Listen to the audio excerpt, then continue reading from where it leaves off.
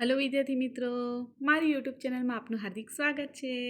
આજે આપણે ધોરણ 6 ગણિત ચેપ્ટર 2 તેના સ્વાધ્યાય 2.1 જોવાના છીએ. જો તમે ચેપ્ટર 1ના સ્વાધ્યાય ન જોયા હોય તો મારી યુટ્યુબ ચેનલમાં જઈને જોઈ લેજો. તો સ્વાધ્યાય 2.1માં પહેલો જે દાખલો છે એટલે કે પહેલો પ્રશ્ન છે તેમાં 10,999ના પછી તરત આવતી 3 પ્રાકૃતિક સંખ્યા લખવાની છે. તો ચાલો આપણે જોઈએ 3 પ્રાકૃતિક સંખ્યાઓ કઈ છે. તો આપણને પૂછવામાં આવે છે કે 10,999 પછી 3 પ્રાકૃતિક સંખ્યાઓ એટલે કે પછીની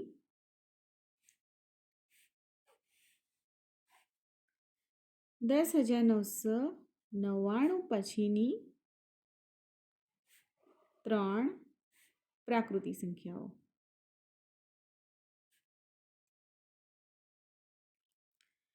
હવે પ્રાકૃતિક સંખ્યા શું છે તે પહેલાં તમને ખબર હોવી જોઈએ, તો જ આના પછીની સંખ્યા તમે શોધી શકો. તો પ્રાકૃતિક સંખ્યા એટલે કે 1થી શરૂઆત થાય. પ્રાકૃતિક સંખ્યા એટલે કે 1, 2, 3, 4, 5, 6 અનંત સુધી. બરાબર, આ બધી સંખ્યાઓ જે ગણતરી કરવા માટે આપણે વાપરીએ છીએ તેને પ્રાકૃતિક સંખ્યા કહેવાય છે. પરંતુ અહીં શૂન્ય આવશે નહીં, શરૂઆત 1થી થશે. તો હવે આપણે 10,999 પછીની 3 સંખ્યાઓ શોધીએ. તો આ પછીની સંખ્યા શોધવા માટે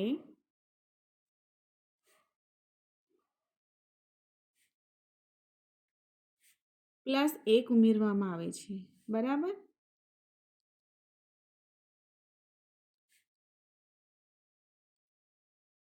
જ્યારે તમને કોઈ પણ સંખ્યા આપેલી હોય તો ગભરાવાની જરૂર નથી.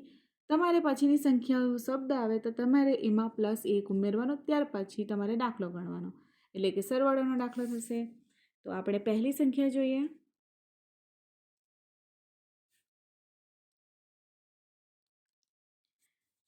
સંખ્યા આપણને આપેલી છે 10,999. તેમાં આપણે 1 ઉમેરીએ તો આપણને મળશે 11,000. હવે બીજી સંખ્યા શોધીએ.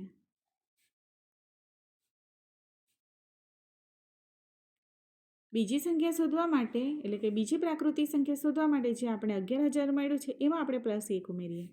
તો 11,000માં +1 ઉમેરતા આપણને મળે છે 11,001. હવે 11,001માં આપણે 1 ઉમેરીએ એટલે આપણને ત્રીજી પ્રાકૃતિક સંખ્યા મળશે.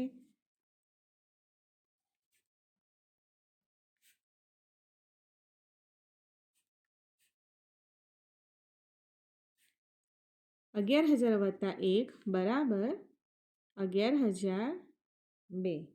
તો આ રીતે આપણને 3 પ્રાકૃતિક સંખ્યા મળી.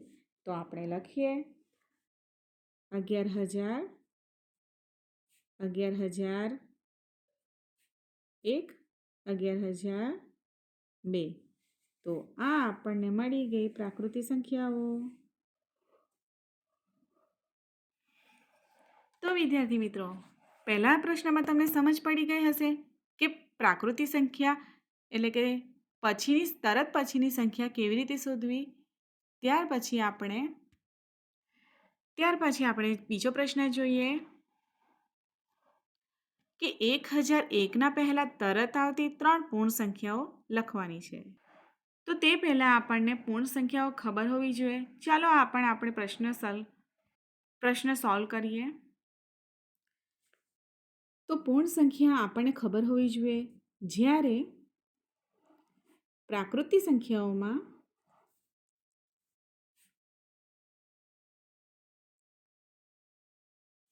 શૂન્ય ઉમેરીએ એટલે કે શૂન્યને ઉમેરતા પૂર્ણ સંખ્યા બને છે.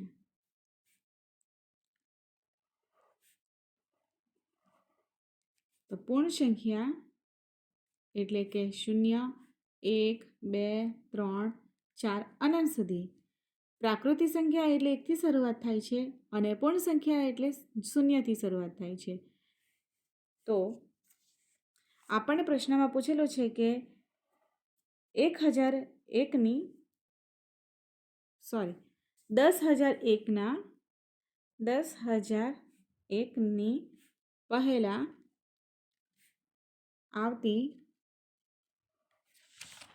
3 પૂર્ણ સંખ્યાઓ લખો.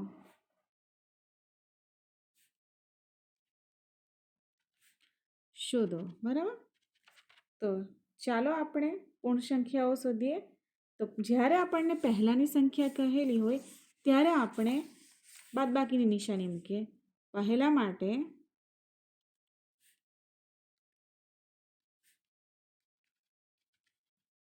બાદબાકીની નિશાની મૂકીએ તો આપણને પહેલાંની સંખ્યા મળી જશે. જો પછીની પૂછે તો સરવાળાની નિશાની મૂકીને કરીશું. પહેલી સંખ્યા માટે 10,001 તેમાં 1 ઉમેરીએ એટલે 1ને ઘટાડતા આપણને સંખ્યા મળશે 10,000.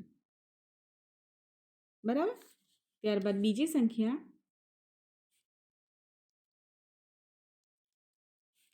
આજે 10,000 મળ્યું છે તેને પણ આવી રીતે એક સાથે એટલે કે આ સંખ્યામાં 1ને ઘટાડતા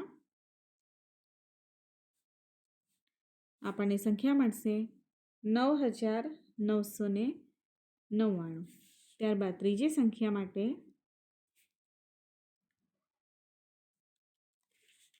9,999 -1 કરીએ તો 9,998 મળશે. તો આ રીતે આપણને 3 સંખ્યાઓ મળશે. પહેલી સંખ્યા 10,000, બીજી સંખ્યા 9,999, ત્રીજી સંખ્યા મળશે 9,998. બરાબર.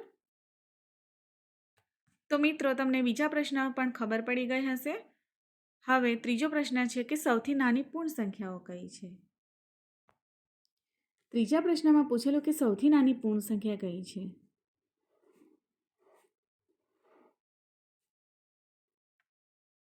તમને આગળના દાખલામાં સમજાવ્યું છે કે પૂર્ણ સંખ્યા કોને કહેવાય. તો 0થી શરૂઆત થાય તેને પૂર્ણ સંખ્યા કહેવાય છે. તો સૌથી નાની પૂર્ણ સંખ્યા 0 આવશે.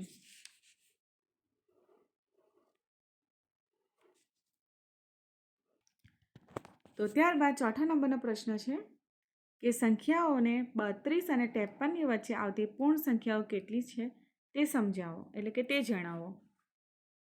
તો પહેલાં આપણે લખીશું કે 32 અને 53 વચ્ચે કેટલી સંખ્યાઓ આવશે. તો 32 અને 53 વચ્ચે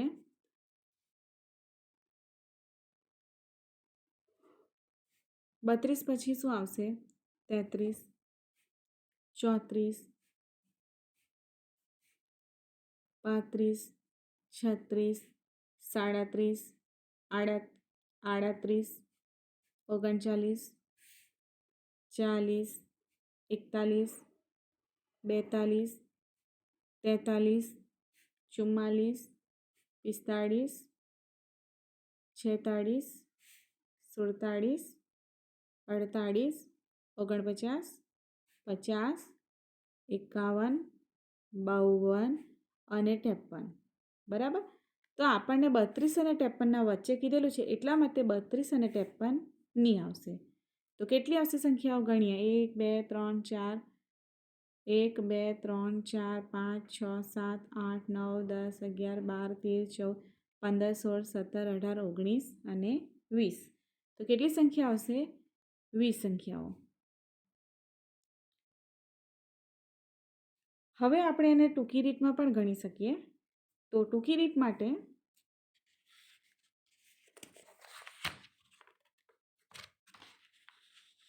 સૌથી મોટી સંખ્યાને નાની સંખ્યામાંથી બાદ કરો.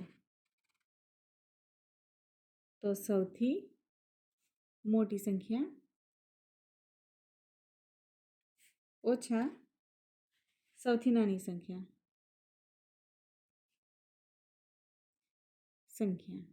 બરાબર. તો આમાં સૌથી મોટી સંખ્યા કઈ છે તો 53 છે અને નાની સંખ્યા 32 છે. તો જવાબ આપણને મળશે અહીં નાની સંખ્યા અને મોટી અને નાનામાંથી બાદ કરતા ત્યારબાદ એકમાંથી આપણે બાદ કરીશું. તો અહીં આન્સર આવશે 20. તો આ રીતે પણ તમે ડાયરેક્ટ કરી શકો. હવે ત્યારબાદ 5મા નંબરનો પ્રશ્નમાં શું પૂછેલું છે તે આપણે જોઈએ. તો નીચે આપેલી સંખ્યાઓને પછી તરત આવતી સંખ્યાઓ જણાવો. તો ચાલો આપણે સોલ્વ કરીએ. અહીં 5મા નંબરના પ્રશ્નમાં પહેલો પ્રશ્ન છે. તો 24,40,701. તો આના પછીની સંખ્યા આપણને શોધવા કીધેલી છે. તો જે 24,40,701માં આપણે 1 ઉમેરતા જવાબ આપણને મળશે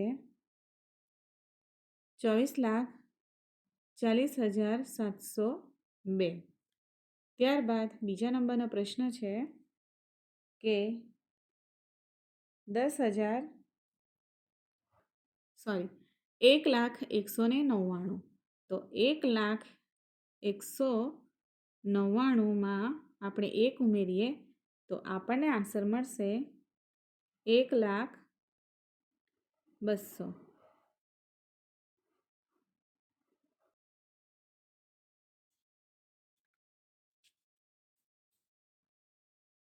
ત્યારબાદ સીમાં છે 10,99,999.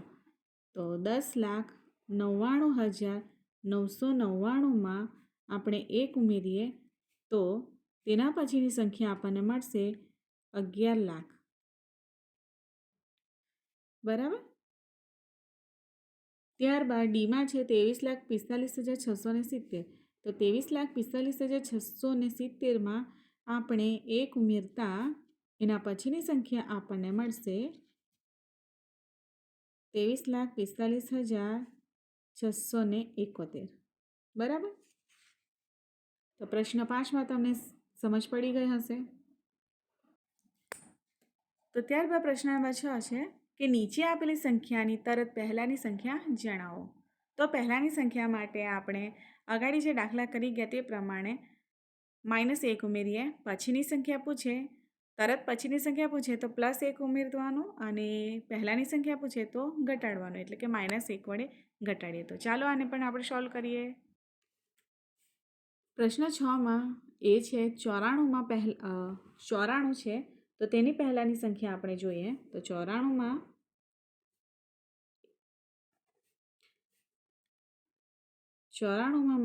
1 એટલે કે 1 ઘટાડતા આપણને મળશે 93. એટલે 94ના તરત પહેલાંની સંખ્યા આપણને કઈ મળી? તો 93. બરાબર. ત્યારબાદ બીમાં છે 10,000. તો 10,000ના પહેલાંની સંખ્યા કઈ આવવાની? તો હવે તો મિત્રો તમને આવડી જ ગયું હશે કે આપણે 1ને ઘટાડીએ તો પહેલાંની સંખ્યા મળી જાય છે. તો 9,999. બરાબર. હવે સીમાં છે 2,08,090. તો તેના પહેલાંની સંખ્યા કઈ આવવાની? તો 2,00,000માં આપણે 1ને ઘટાડ્યો. 2,08,090માં આપણે શું કરીએ? 1ને ઘટાડતા જવાબ મળશે આપણને 2,08,089 મળશે આપણને. બરાબર. ત્યારબાદ ડીમાં છે કે 76,54,321. તેના પહેલાંની તરત સંખ્યા કઈ આવવાની? તો 76,54,300 અને 21ને 21માં જ્યારે આપણે 1ને ઘટાડતા 76,54,320 મળશે. તો આશા છે કે તમને આ પ્રશ્ન 6માં તમને સમજ પડી ગઈ હશે. ત્યારબાદ આપણે પ્રશ્ન 7ને જોઈએ. ત્યારબાદ પ્રશ્ન 7 છે કે નીચે આપેલી સંખ્યાઓને જોડીઓમાંથી સંખ્યા રેખા પર કઈ સંખ્યા ડાબી બાજુ આવશે અને કઈ સંખ્યા જમણી બાજુ આવશે તે જણાવો તથા તેમના વચ્ચેના કયા ચિહ્ન લેસ ધેન કે ગ્રેટર ધેનનો ઉપયોગ થશે તે પણ જણાવો. તો ચાલો આ દાખલાને પણ આપણે સોલ્વ કરીએ.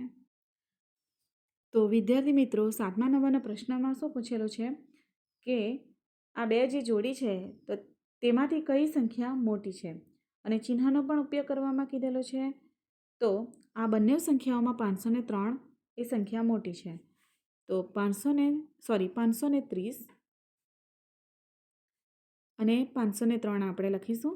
જે સંખ્યા મોટી તેના ગમી આપણે આ રીતની નિશાની કહો, જેને ઇંગ્લિશમાં ગ્રેટર ધેન કહેવામાં આવે છે. જે સંખ્યા મોટી તેના ગમી આપણે પાંખ્યા કરીશું. ત્યારબાદ બીમાં છે 370 અને 307. તો આ બે સંખ્યાઓમાંથી 370 મોટી છે, તો તેના ગમે આપણે પાંખ્યાની નિશાની કરીશું. તો 370 ગ્રેટર ધેન 307, એટલે કે 370 એ મોટી છે કોના કરતાં? 307. બરાબર. ત્યારબાદ સી છે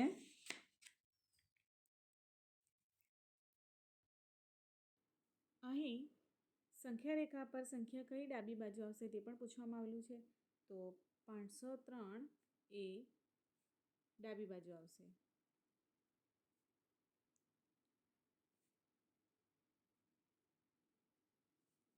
અને આમાં આ બે સંખ્યાઓમાંથી 307 એ સંખ્યા રેખા પર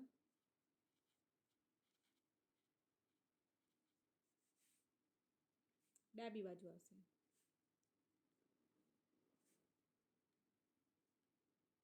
બરાબર. આ પણ આપણને પૂછેલું છે પ્રશ્નમાં, તો આપણે આ પણ લખીશું. ત્યારબાદ પ્રશ્ન સીમાં આપણને પૂછેલું છે કે આ બે સંખ્યામાંથી કઈ સંખ્યા એ મોટી છે? તો 98,765 એ મોટી સંખ્યા છે. તો 98,765 ગ્રેટર ધેન 56,789. તો સંખ્યા રેખા પર એ 56,789 એ સંખ્યા રેખા ડાબી બાજુ આવશે.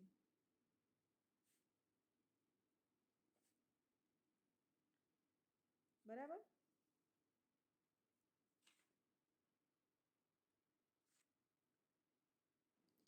અને જમણી બાજુએ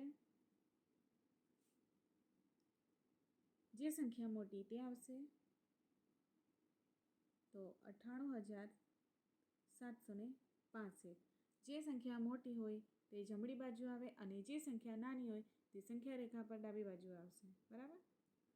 ત્યારબાદ પ્રશ્ન નંબર ડી છે. તો આ બે સંખ્યામાંથી કઈ સંખ્યા આવવાની? તો કઈ સંખ્યા મોટી થવાની? તો 98,30,415 અને આ સાઈડ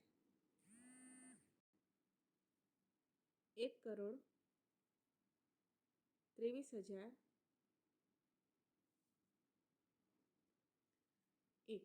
તો આ બેમાંથી 1,23,001 એ મોટી સંખ્યા છે. તો 98,30,415 એ ડાબી બાજુ આવશે.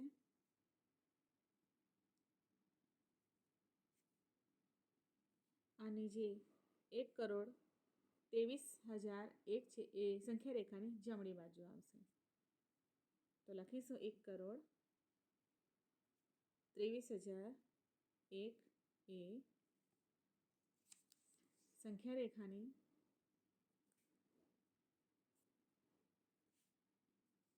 જમણી બાજુ આવશે.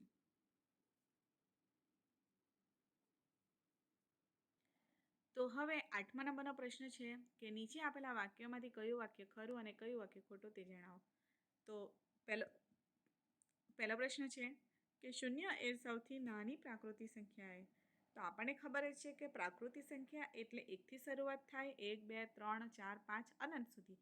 તો 0 એ પૂર્ણ સંખ્યા છે, માટે અહીં ખોટું આવશે. ત્યારબાદ બી છે 400 એ સંખ્યા 399 પહેલાં આવતી સંખ્યા છે. તો ખોટું છે, એ પછી આવતી સંખ્યા છે. 0 એ સૌથી નાની પૂર્ણ સંખ્યા છે.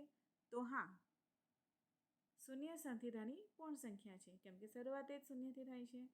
600 એ સંખ્યા 599ના પછી આવતી સંખ્યા છે? તો હા, તો ખરું આવશે. ત્યારબાદ ઈ છે દરેક પ્રાકૃતિક સંખ્યા પૂર્ણ છે?